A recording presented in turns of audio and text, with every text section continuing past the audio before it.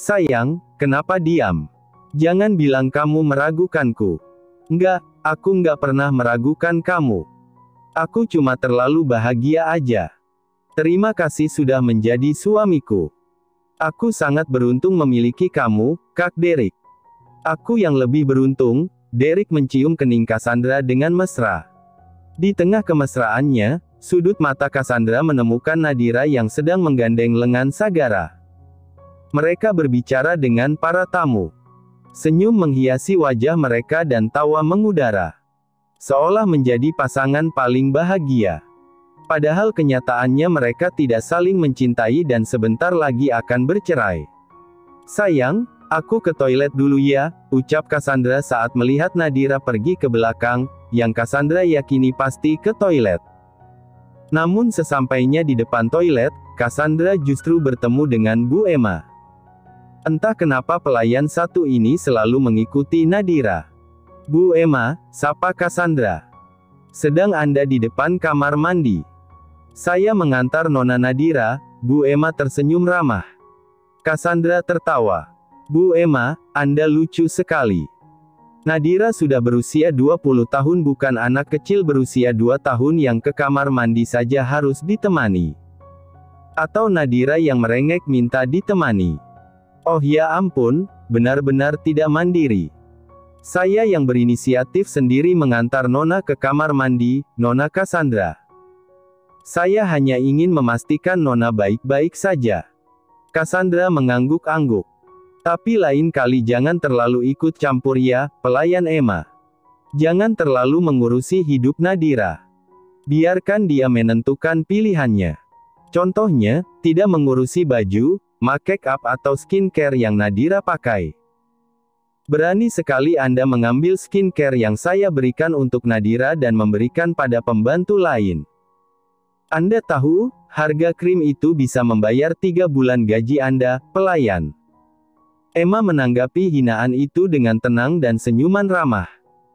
Maaf, Nona Cassandra, Tuan Sagara menyuruh saya untuk memperhatikan Nona Nadira mulai dari ujung kepala sampai ujung kaki, termasuk urusan baju, makanan, minuman maupun skincare. Krim wajah yang Anda berikan tidak cocok untuk kulit Nona Nadira.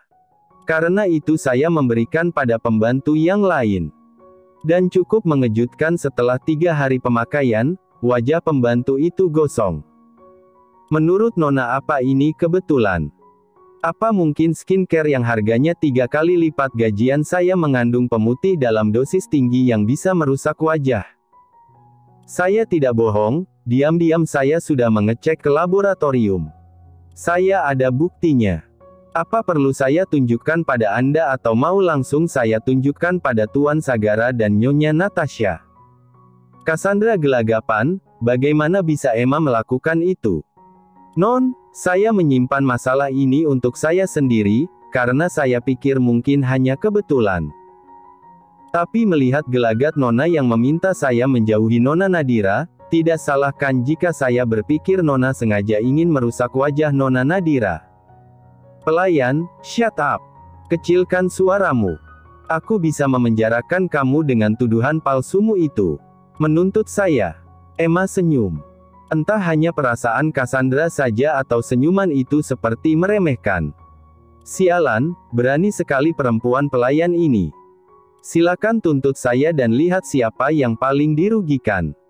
Dengan kekuasaan Nona, saya pasti bersalah. Tapi Tuan Sagara dan Nyonya Natasha tidak sebodoh itu.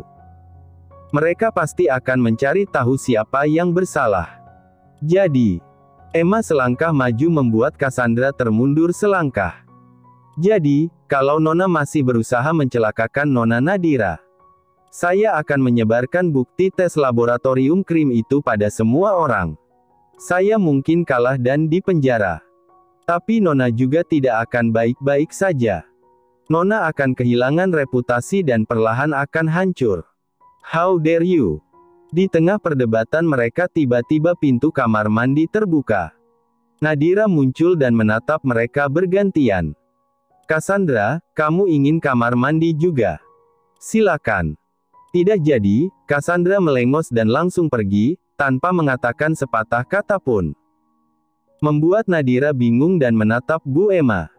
Tidak usah dipikirkan Nona, tidak penting. Ayo kembali ke sana, Tuan Sagara pasti sudah menunggu Nona. Lia, Bu Emma. Nadira menarik napas panjang dan berjalan menuju ke aula utama. Tamu yang datang semakin banyak, membuat Nadira semakin gugup. Memperhatikan mereka satu persatu, Nadira semakin sadar betapa mewahnya kehidupan mereka. Nyaris yang datang ke sini dari ujung rambut sampai ujung kaki serba branded. Cara mereka berbicara, berjalan, sangat-sangat anggun dan tertata. Tidak semua, tapi mayoritas begitu. Sisanya, hanya beberapa, masih ada yang julid, nyinyir dan suka merendahkan. Nadira sendiri tampil luar biasa cantik dalam balutan gaun gold yang begitu anggun dan elegan. Gaun itu terbuat dari kain sutra berkilau yang lembut. Desainnya memancarkan keindahan yang memukau. Gaun tersebut berpotongan A, mengalir turun dengan lembut hingga menjuntai di lantai, menciptakan jejak yang anggun di belakangnya. Kuncinya adalah percaya diri. Nadira sudah belajar banyak dan menanamkan keyakinan dalam diri, dia mampu untuk mengimbangi mereka. Gadis SMA ini tidak bisa diremehkan. Pun seandainya mereka meremehkan, Nadira pastikan tidak ada yang berani berbicara di depannya. Mereka hanya boleh membicarakannya di belakang, karena itulah yang dilakukan oleh para pecundang. Begitulah yang Emma katakan padanya. Nadira akan terus mengingatnya. Non, ayo. Lia, Bu Emma. Ada beberapa rangkaian acara resepsi pernikahan pada malam ini. Acara dimulai dengan sambutan hangat dari tuan rumah. Mengucapkan terima kasih kepada semua tamu yang telah hadir untuk berbagi kebahagiaan mereka. Kemudian, para tamu dihibur oleh grup musik akustik. Rangkaian acara dilanjutkan dengan pemotongan kue pengantin yang megah. Kue yang indah itu ditempatkan di tengah panggung, dan pasangan pengantin memotongnya bersama-sama, melambangkan awal dari perjalanan mereka yang indah sebagai suami dan istri. Setidaknya begitulah lambang pemotongan kue ini pada pernikahan umumnya. Sedangkan pada pernikahan ini, semua hanya sekadar serangkaian momen tanpa makna. Setelah itu, giliran untuk makan malam dimulai. Hidangan-hidangan lezat mulai disajikan, dari hidangan pembuka hingga hidangan penutup yang menggoda selera. Para tamu menikmati makan malam mereka sambil bercengkrama, tertawa, dan berbagi cerita. Juga diringi dengan penampilan penyanyi ibu kota yang hebat. Selesai hidangan, para tamu menyebar dan saling mengobrol. Sama halnya yang dilakukan Nadira dan Sagara. Sekarang mereka sedang berbicara dengan 4 teman kuliah Sagara. 2 cewek dan 2 cowok. Aku mau ke belakang sebentar ya, bisik Nadira pada Sagara. Sagara mengangguk dan lanjut mengobrol bersama mereka. Istri lo seriusan cuma lulusan SMA? Tanya si rambut pirang seketika membuat mood Sagara drop. Serius. Lalu terdengar cekikikan mereka. Semakin parah mood Sagara. Gue akui si istri lo cantik, Gar. Tapi buat apa cantik kalau otaknya kosong? Secara cuma lulusan SMA kan? Iya nggak hahaha, celetuk teman cowok Sagara. Diikuti tawa yang lain lagi. Jomplang banget nggak sih? Lo lulusan Columbia University, sedangkan istri lo cuma lulusan SMA. Masih mending kalau semuanya di Jakarta. Lah Nadira, dari kampung EG. Haha. BTW jangan marah Gar, kita cuma ngomong fakta. Mereka masih terus tertawa. Jauh banget selera lo dari Cassandra turun ke Nadira. Bagaikan bumi dan langit. Mana ada bumi dan langit, bagaikan langit ketujuh dan kerak bumi enggak sih? Lagi, mereka tertawa semakin kencang. Sementara Sagara diam-diam mengepalkan tangan kuat. Inilah yang paling Sagara benci dari pernikahannya dengan Nadira. Semua orang downgrade prestasinya hanya gara-gara dia menikah dengan gadis kampung. Sagara jadi dipandang sebelah mata. Ini menjengkelkan, sungguh. Bukan tanpa alasan Prayoga menyuruh Sagara mencari istri yang setara. Selain untuk reputasi keluarga, juga untuk harga diri Sagara sendiri. Sagara melirik pada Cassandra yang sedang tertawa bersama Derek di circle mereka. "Rick, hoki sekali seumur hidup lo udah kepake sekarang." Derek tertawa lalu memeluk pinggang Cassandra dan mencium pipinya. Gue pakai hoki gue sekali seumur hidup buat dapetin dia. Dan hasilnya nggak sia-sia. Sesuai ekspektasi. Perempuan cantik yang sempurna. Cassandra tersenyum malu mendengar pujian suaminya. "Aku yang beruntung punya kamu, Kak." "Kita sama-sama beruntung, sayang." Derek mengecup punggung tangan Cassandra. Muak. Sagara muak melihat kepura-puraan mereka. Lebih tepatnya muak pada semua yang ada di sini. Kemana Nadira? Kenapa dia lama sekali? Kedip, Gar. Cassandra udah jadi istri orang. Masih aja lo pelototin. Istri lo yang ampungan itu bisa nangis darah kalau lihat lo masih suka diam-diam perhatiin mantan, ceteluk teman cewek Sagara diikuti tawa yang lain. "Kalau gue jadi Gar juga bakal susah move on. Lihat aja sesempurna apa Cassandra. Jauh dibandingkan Nadira. Kalau urusan kecantikan bolehlah diadu. Tapi kalau background dan prestasi, dahlah malu sendiri gue bandingin mereka, haha." Sagara mengepalkan tangan. Kupingnya terasa panas mendengar hinaan demi hinaan itu. Entah marah karena dirinya terhina atau Nadira yang terhina, tapi yang jelas Sagara malas di sana. Sagara hendak berdiri dari kursi, namun tiba-tiba lampu mati. Sontak saja semua orang terkejut. Mereka pikir sedang ada pemadaman gedung.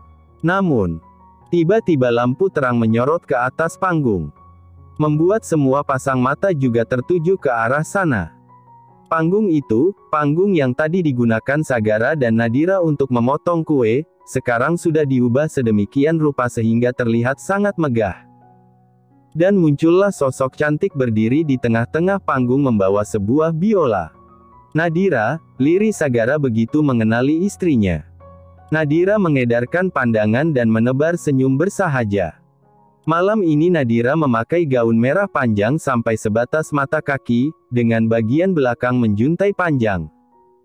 Warna gaun ini mengingatkan Nadira pada warna baju yang dia pakai saat dijual di klub.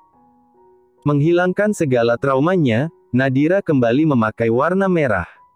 Sebab, warna merah menunjukkan warna keberanian.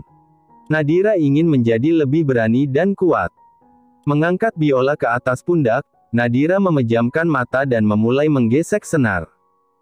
"River Flows in You", lagu yang dipilih Nadira.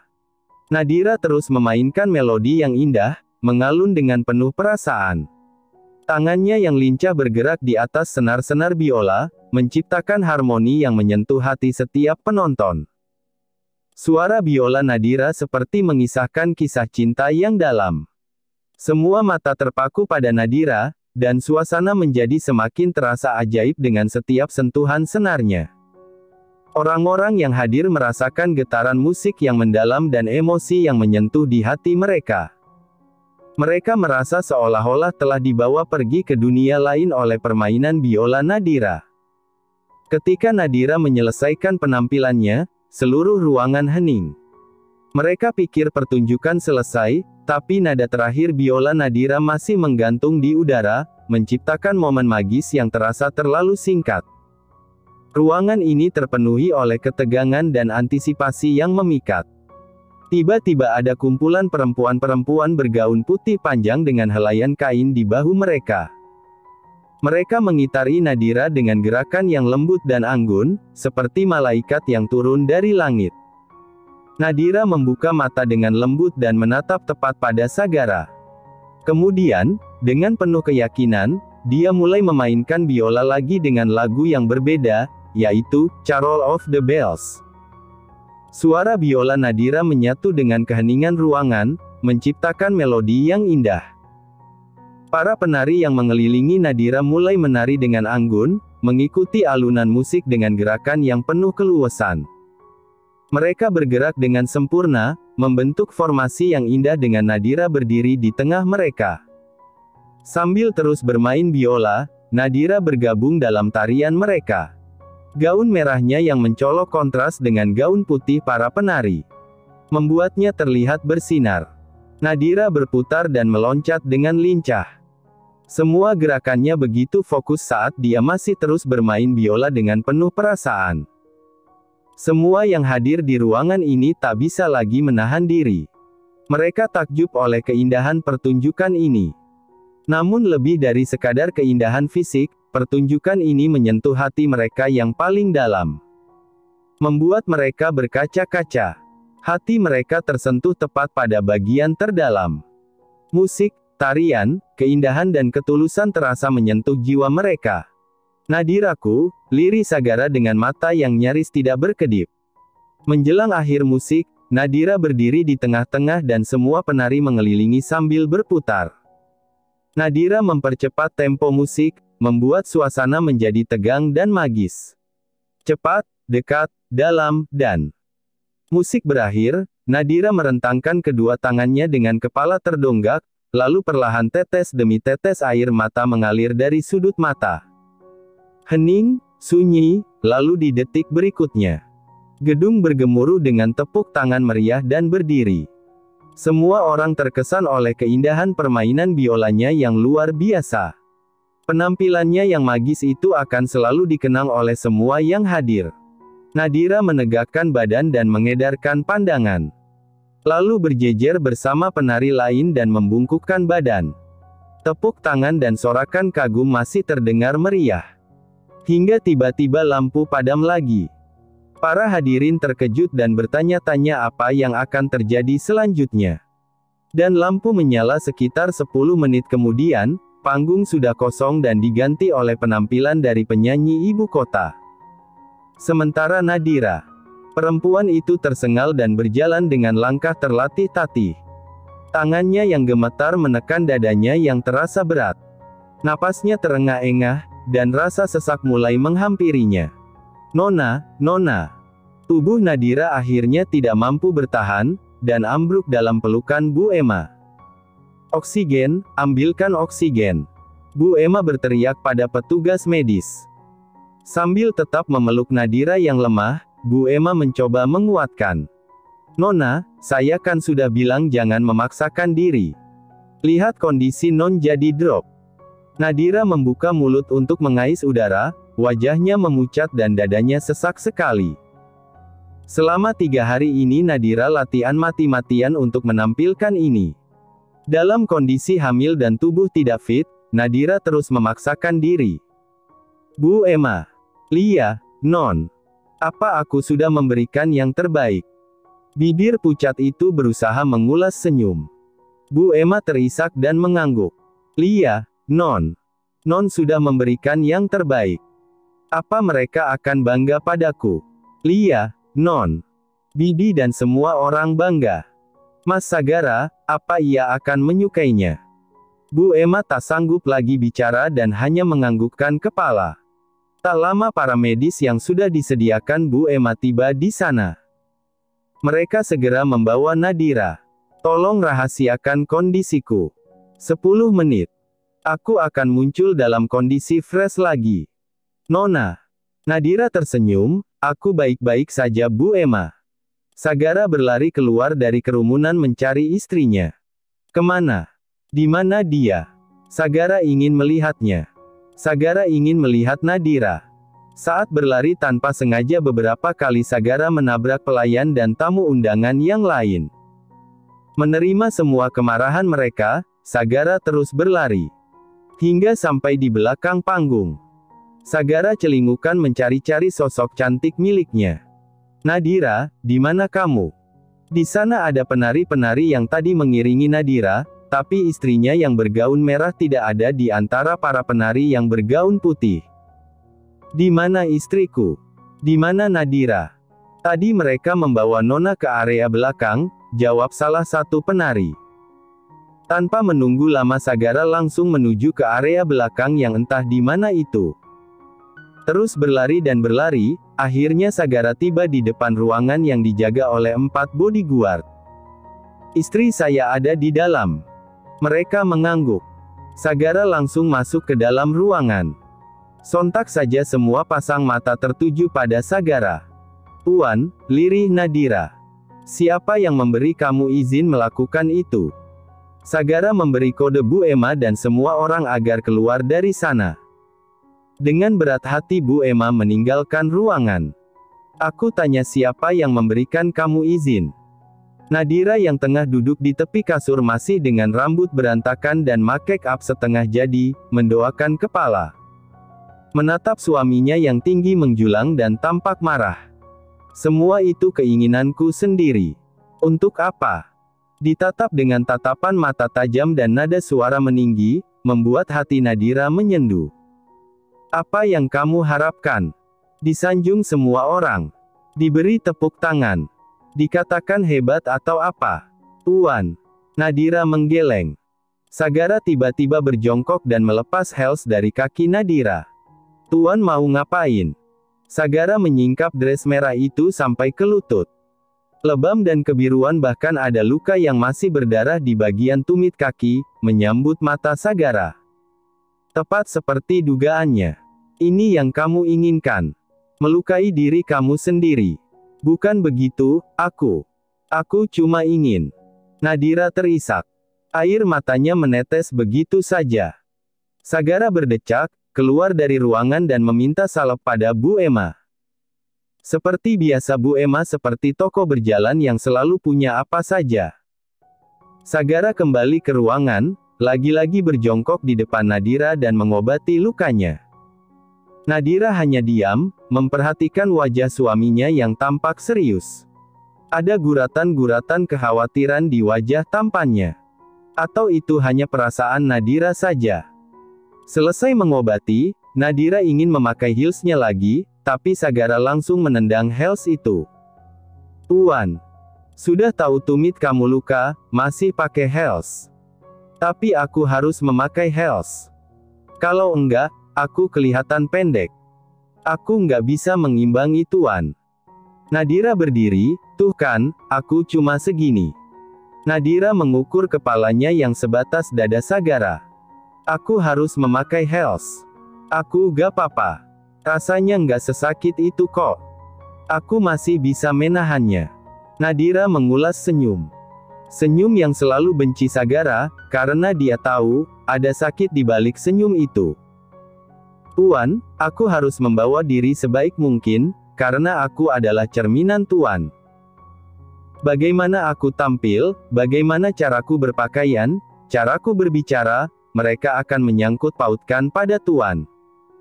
Aku gadis desa, aku lulusan SMA, sudah cukup sampai di sana saja mereka menghinaku. Aku tidak ingin memberi celah pada mereka untuk menghinaku lagi. Tepatnya, aku tidak ingin mereka menghina pilihan Tuan karena menikahiku." Sagara membisu. Sama sekali tidak menyangka Nadira akan berpikir sejauh itu. Jadi semua ini, dia belajar menari, belajar biola, bukan untuk disanjung semua orang, tapi demi dirinya. Demi Sagara. Wah, Mimin jadi baper. Harapan kalian untuk episode selanjutnya apa nih? Tulis di komen ya.